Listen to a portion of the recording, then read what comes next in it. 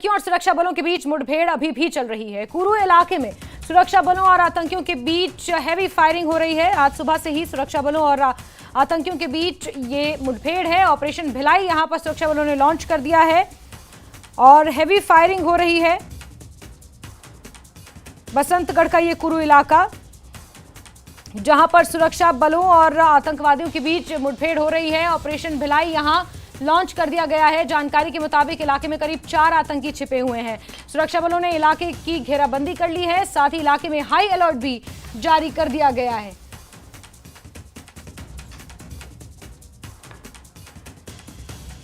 बड़ी खबर उधमपुर से आपको दे रहे हैं, जहां के बसंतगढ़ के कुरू इलाके में सुरक्षा बलों और आतंकियों के बीच हैवी फायरिंग हो रही है। सुबह से ही ऑपरेशन भिलाई यहां पर लॉन्च किया गया है सुरक्षा बलों द्वारा। जो जानकारी मिल रही है उसके मुताबिक 4 आतंकियों के छिपे होने की यहां खबर है। सुरक्षा बलों ने इलाके की घेराबंदी कर ली है। साथ ही इलाके में हाई अलर्ट भी जारी कर दिया गया है। सुरेंद्र हमारे सहयोगी ज्यादा जानकारियों के साथ फोन लाइन पर मौजूद हैं। सुरेंद्र, अब क्या अपडेट मिल रहा है?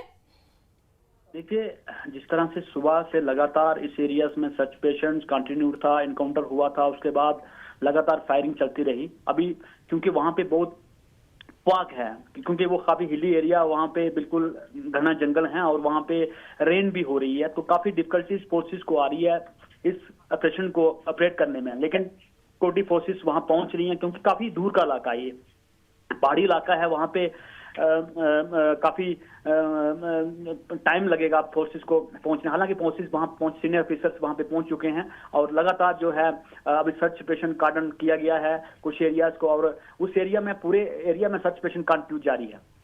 ठीक है, बहुत बहुत शुक्रिया सुरेंद्र। तो पूरे इलाके में कॉर्डन और कर्फ्यू जारी है और अभी भी सुरक्षा बल इलाके में तलाशी कर रहे हैं और 4 आतंकवादियों के इस पूरे इलाके में छिपे होने की खबर है और अभी भी ये सर्च ऑपरेशन बड़े पैमाने पर जारी है।